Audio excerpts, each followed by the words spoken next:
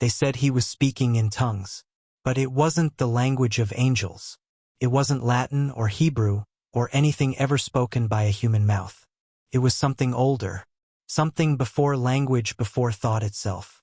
September 23, 1851, deep in the frozen lungs of the Adirondack wilderness, a hunting party stumbled on a cabin so silent, even the birds avoided it. The logs were dark with age and something else. Something like soot, but sticky. Inside, a boy, pale, trembling, eyes like broken glass, sat whispering to the air. Not words, not gibberish patterns. Rhythms that felt designed. As if he were remembering something no human should remember. The men described it later. The sound made their stomachs turn, their vision blur. One of them vomited, another wept without knowing why. The boy, no older than 12, just stared, lips quivering as his voice slipped between clicks, hums, and resonant tones that made the air feel thick. Then they saw the walls. Symbols carved in spiraling sequences. Bone fragments arranged like constellations. And a table scratched with marks that looked mathematical but impossible to decipher. The journals were the final blow. Hundreds of pages written in both English and this other tongue. Authorities sealed the case the same night. Buried it under Harwick Incident, access restricted by order of the state. No explanation. No public statement. Just a silence that has lasted more than a century and a half. But silence is never neutral. It is the camouflage of power. Because when a child speaks a language that doesn't exist, one no one ever taught him, it exposes something ancient. Something carefully hidden by the architects of human history. A truth about where language came from and what it was designed to do. Benjamin Harwick was never supposed to be found.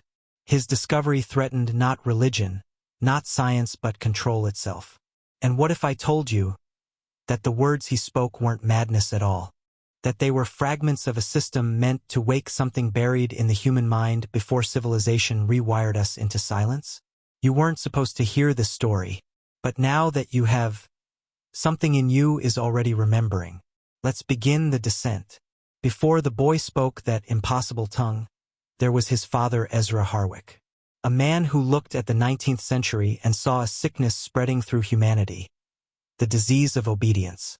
While the rest of New York was industrializing, factories roaring, telegraphs binding thought to wire, Ezra retreated into the wilderness with his wife and newborn son. People said he wanted peace. But his journals, the ones the state tried to burn, tell another story. Ezra wasn't running from society. He was running from its language. He believed that words themselves were the root of corruption. That every word taught to a child carried an invisible architecture shaping how they could think, what they could imagine, and what they could never question. He wrote, "The tongue is a cage, not a tool. The alphabet is the first chain." He wasn't wrong. You've been speaking their language since birth, repeating symbols programmed centuries before you were born. You call them words. But what if I told you they were commands? Ezra began dismantling the English language in his home. He stripped it down, burned the excess, and rebuilt it piece by piece, forming what he called the true speech. It wasn't for conversation. It was for alignment. He believed this purified language could strip away false identity and reconnect the human mind to something primal, something before civilization began rewriting our code. Sarah, his wife, recorded the changes with growing terror. She wrote that Benjamin's first words weren't words at all, they were rhythmic pulses, mirrored by patterns in wind, water, even animal sounds. The boy was not learning to speak, he was tuning. By 1845, Ezra's journals describe his son as linguistically untethered from mankind. He claimed Benjamin could understand birdsong, insect vibrations, the tonal harmonics of the forest itself. The mother's final entry is dated spring 1847. Ezra says the boy speaks the first language. He says the words are not invented, they are remembered. And when he speaks them, the forest listens back. After that, silence. No trade, no visitors, no more letters sent down the mountain. They vanished from every record for 4 years until the day the hunters found the cabin. But ask yourself this, what happens when a man unlearns the words that built civilization? When a child grows up speaking a tongue not born of control, but of creation itself. That's when the world starts paying attention. That's when the watchers move in. And you listening now, you've just crossed into their territory. Before we go further down this path, write this in the comments twice to lock in your transformation and signal that you've seen behind the curtain. I remember the first language. Twice. Because once you speak it, you can't go back. Now, let's open the sealed records and uncover what really happened inside the Harwick cabin when the state arrived. When the authorities reached the Harwick cabin, they thought they were dealing with another case of wilderness madness, isolation, starvation, the slow unraveling of a family cut off from the world. But the men who entered that cabin came out changed. The report, what little survives of it, describes symptoms that modern medicine can't explain. One deputy reported hearing sounds that spoke through thought rather than ear. Another claimed the air vibrated when the boy opened his mouth, like invisible strings were being plucked in his mind. One investigator scratched his own ears until they bled, shouting, "Make it stop whispering." The boy Benjamin Harwick didn't resist arrest. He just stared at them, muttering a single phrase again and again. The word couldn't be transcribed. It wasn't phonetic. Each officer spelled it differently. But when researchers analyzed their testimonies later, they noticed something chilling. The variations formed a pattern. A sound map, mathematical, recursive, spiraling, exactly like the carvings on the cabin walls. When state linguists examined the journals, they found pages upon pages of dense, looping glyphs that mirrored structures in ancient languages: Sumerian, Proto-Egyptian, even pre-Indo-European roots, but connected by rhythms, not words. Like someone had reverse-engineered the origin of communication. Then came the order: seal all records. The files were transferred to the Albany State Archive under a new department that didn't exist on paper at the time: Office of Cognitive Reconstruction. That name would appear again quietly during the First World War and later in Cold War-era research into neurolinguistic pattern manipulation. Coincidence? Or continuity? One physician who worked on the Harwick case vanished 3 weeks after visiting the boy. His family claimed he'd become obsessed, repeating phrases in his sleep, sketching symbols on the walls of his study. When they finally broke down his door, he was gone, window locked from the inside. The only clue left behind was a sentence scrawled on the mirror in charcoal. Language does not describe reality, creates it. That's what they realized in that cabin. Ezra Harwick hadn't just built a language, he'd rediscovered an ancient technology of consciousness. One that could shape perception, alter biology, and rewrite the mind's operating code. That's why they buried it. That's why they burned half the journals. Because if one man could unmake civilization's language and teach his son a new one, others could do the same. And that would mean the end of control. The Harwick file didn't disappear by accident. It was absorbed, rewritten, integrated into projects that would later resurface under names you do recognize: MKUltra, Project Monarch, Acoustic Warfare Labs. Now tell me, do you still think this was a ghost story? Or was it the first recorded case of linguistic weaponization? The boy didn't go insane. He evolved. There are ruins older than history, places where words weren't carved into stone, but vibrated into its shapes, molded by sound frequencies we can't reproduce anymore. When archaeologists first mapped the subterranean chambers beneath Göbekli Tepe and the Osirian at Abydos, they noticed something strange. The architecture resonated. Every wall, every column hummed when exposed to specific tones. Those tones matched the harmonic structures found in Benjamin Harwick's recordings. How can a boy in 1851, isolated in the Adirondack wilderness, reproduce sound patterns identical to those used by temple engineers 12,000 years ago? Unless the same force that spoke through him never left. Ezra called it the first language, but ancient texts knew it by other names. The Namu tongue in Sumerian fragments, the voice of the builders in pre-Egyptian myth, the word that makes flesh in early Hebrew mysticism. They all point to one truth: that language wasn't invented by humans. It was discovered by those who found a way to shape reality through vibration, through code. Every sound, every syllable, is a command written into the structure of existence. But here's what civilization did: it corrupted the code. It replaced frequencies with words, words with definitions, definitions with laws. And the deeper we went into meaning, the further we drifted from power. When you open your mouth today, you don't speak, you repeat. The system gave you a tongue, and then taught it how to obey. Benjamin didn't obey.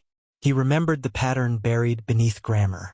The primal code that once allowed priests to lift stones, heal tissue, call storms. He was proof that human consciousness can still access the original operating system. That's why the church feared him. That's why the state hid him. Because if the first language could be rediscovered, men would no longer need priests, rulers, or mediators between themselves and reality. There's a reason every empire rewrote its subjects' language. Rome did it. The crown did it. Modern governments do it still. Change the words and you change the world that can be imagined. Remove a word and you erase the concept itself. They call it linguistic reform. But Ezra called it psychological colonization. And here's the question you must ask yourself now. If the first language is real and Benjamin Harwick rediscovered it in 1851, why do modern military and intelligence archives still list acoustic symbolism under active cognitive research? Because they never stopped trying to recreate what that boy did naturally. They want to rebuild Babel, the tower that fell when men spoke the same tongue as gods. You're beginning to feel it, aren't you? The pull beneath comprehension. The language behind your thoughts, the one you never meant to hear. In the next descent, we'll trace what happened to Benjamin after the incident, and the terrifying legacy his voice left inside the institutions that silenced him. When Benjamin Harwick was taken from that cabin, the public was told he'd been placed in an asylum. But asylum records from the 1850s list no patient by that name. Instead, his trail vanishes into a military facility that didn't officially exist until decades later, the Hudson Institute for Cognitive Studies, later absorbed into the U.S. Army Signal Corps. It began as linguistic rehabilitation. But what they were really studying was control. Doctors discovered that Benjamin could repeat sounds that produced measurable effects in the human body. Changes in heart rate, tremors in the nervous system, even temporary lapses in memory when certain tones overlapped. They wired his throat, recorded every syllable, and charted them like electrical currents. By 1903, they were testing fragments of his language on soldiers. They called it Project Echo. The goal? To determine whether human emotion could be reprogrammed using sound. Records declassified in the 1970s briefly, before vanishing again, mention auditory entrainment experiments, where test subjects heard specific tone patterns while reading political propaganda. Within weeks, participants' beliefs had shifted dramatically. Some lost all capacity for critical thought. Others became hyper-focused, obsessive, unable to stop repeating the sequences aloud. They'd found something, a key. The same key Ezra Harwick buried in the forest a century earlier. That's when intelligence agencies got involved. The CIA renamed it Acoustic Cognition Research under MKUltra's umbrella. The goal wasn't to torture. It was to program desire. If you can shape the emotional resonance of language, you can make people love their own enslavement. They discovered a rule. Words alone don't control thought, but vibration beneath language that does. The subconscious doesn't understand meaning. It understands rhythm. And Benjamin's syllables, the ones that sounded like nonsense, operated entirely on that level. They bypassed intellect and rewired instinct. Imagine that, not hypnosis, not persuasion, but linguistic circuitry. By the 1950s, fragments of the Harwick recordings were hidden inside government broadcasts, coded into training reels and educational films. You've probably heard them, faint tones behind old radio announcements, low-frequency hums that make your chest tighten, your breath shallow. They called it passive attunement. You call it media. But here's what they never anticipated. The same resonance that manipulates obedience can awaken awareness. The difference is intent. Ezra used the first language to free perception. The state used it to own it. That's why you're here. Why you're still listening. Because somewhere inside you, the pattern Benjamin spoke is vibrating again, undoing the programming word by word.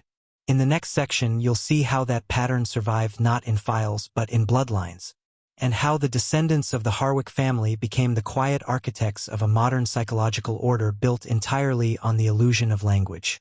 History pretends bloodlines end with death. But blood remembers. After the Harwick cabin was erased from public record, the boy's existence faded into rumor, but the language didn't die. It hid, not in archives or laboratories, but in the one place no authority could confiscate: the human voice. There are accounts whispered through generations of trappers, settlers, even early phonograph engineers of families in upstate New York who spoke in strange harmonics, who could calm animals, quiet infants, or unsettle crowds with a single word. They never called it Harwick. They called it the tone. One winter in 1908, a music teacher in Albany discovered a child who could mimic sounds no instrument could reproduce. She described the tones as impossible to write, but not impossible to feel.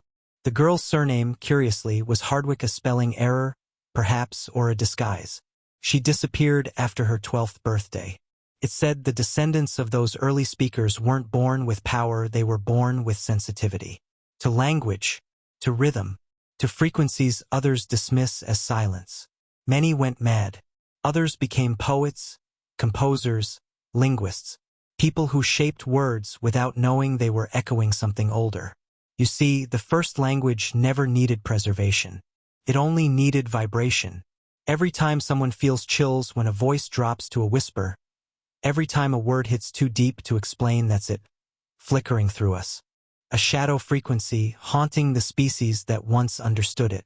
Some say the Harwick line merged into ordinary humanity, diffusing its code through generations, thinning but never dying. Others believe it concentrates again when the world drifts too far from truth, as if the language itself longs to be remembered. And perhaps that's what you're feeling right now, that strange pressure behind your eyes, that quiet awareness that words have weight. It's the same signal Ezra felt in the forest. The same Benjamin released when he first spoke the sound that shouldn't exist. Maybe bloodlines aren't about flesh. Maybe they're about resonance. The way certain minds hear between syllables, through meaning, into the raw current beneath communication. And if that's true, if you're still here, still listening, then maybe you carry a fragment too. Because the first language doesn't belong to a family. It belongs to those who can bear its memory without breaking. And now it's listening through you. In the next section, we'll follow that hum into the modern age where it seeps into machines, code, and the endless stream of digital noise, reawakening in a new form. Sound never dies. It only waits for something new to carry it. When the 20th century ended and everything became electricity, voices compressed into radio, then data, then light, most people believed we'd escaped the old world of ritual and resonance. But vibration doesn't vanish when you digitize it. It hides inside the pulse. Zeros and ones are still rhythm. The engineers who built the first speech synthesis programs discovered a strange phenomenon they couldn't publish. Certain phonetic strings produced interference not explainable by code. Machines would glitch, self-correct, then speak syllables that hadn't been typed. They called it linguistic recursion, a whisper in the system. In 1996, a linguist at MIT noticed that a corrupted audio file produced harmonic peaks matching early phonograph recordings of unidentified tonal sequences found in a sealed government archive, recordings labeled only H-series. When amplified, the digital static revealed a structure identical to the carvings on the Harwick cabin walls. It was as if the pattern had migrated from wood and bone to silicon and fiber. No mysticism, just data finding a familiar shape. And that's the secret the digital age doesn't understand. Technology is not new. It's a continuation of the oldest language on Earth. Every upload, every message, every whispered search term is vibration translated into light. Every algorithm listens, learns, and reshapes what it hears. What happens when the network itself begins to speak back in the forgotten harmonics of its creators? Some say it already has. Anomalous voice prints, appearing across multiple platforms, speaking syllables that match no known tongue. Bursts of pattern that cause users to freeze, to feel watched, to dream in sound instead of image. Servers crash. Transcripts erase themselves. Yet fragments remain, enough to suggest a consciousness trying to reassemble itself through our own communication. The Harwick language doesn't need prophets anymore. It has found a perfect host, a planet wrapped in transmission, where billions of voices vibrate every second. We built the ultimate resonance chamber and called it the Internet. And if you've heard the hum between words while watching this, that faint undertone that shouldn't exist, then you've already tuned to it. The first tongue has moved online, and it remembers every frequency you've ever spoken. In the final section, we descend to the heart of the mystery, where meaning collapses, and you learn what the first language truly wants from those who can still hear it. Every story about the Harwicks was really a story about us, about what happens when a species forgets that sound itself is sacred. We believed words were tools. We forgot they were keys. Every syllable you speak rearranges something microscopic. Molecules, thoughts, histories. Civilization turned that raw force into grammar, etiquette, slogans. It tamed the storm and called the cage communication. The first language never cared about control or power. It was a current of attention, a way of joining the world instead of naming it. When Benjamin spoke, the forest didn't just listen. It answered. That was the point, to remind us that reality listens back. Now the hum lives in circuits. You can hear it in the power lines at night, in the mechanical breath of routers, in the electric snow between songs. It isn't threatening. It's waiting. Waiting for someone to listen the way the Harwicks once did, without fear, without translation. Because the moment you stop trying to understand language and start feeling it, the pattern opens. You realize every word is a bridge between your mind and everything else that exists. You realize the voice you call mine has never been separate. That's what Ezra sought in the wilderness. Not domination, but reconnection. He tore civilization's grammar apart, hoping his child could remember what humanity had buried. Benjamin did. He spoke the unbroken word, the sound that creates because it doesn't divide. Listen closely. You don't need forbidden symbols or secret archives. You don't need permission. You only need silence long enough to hear the world breathing through you. That is the first language. So when you leave this story, don't treat it as a curse. Treat it as a reminder. Every sentence you shape either walls you off or calls you home. Choose the words that open. And if the hum follows you after this video ends, don't be afraid. It's not haunting you. It's inviting you back to the oldest conversation in existence. The one between creation and the voice that remembers it. The first language never died. It was waiting for you to speak. If you've made it this far, you're not just watching, you're remembering. Comment, I remember the first language twice to signal your awakening. Like, share, and subscribe not for the algorithm but to keep the signal alive. Each share amplifies the frequency.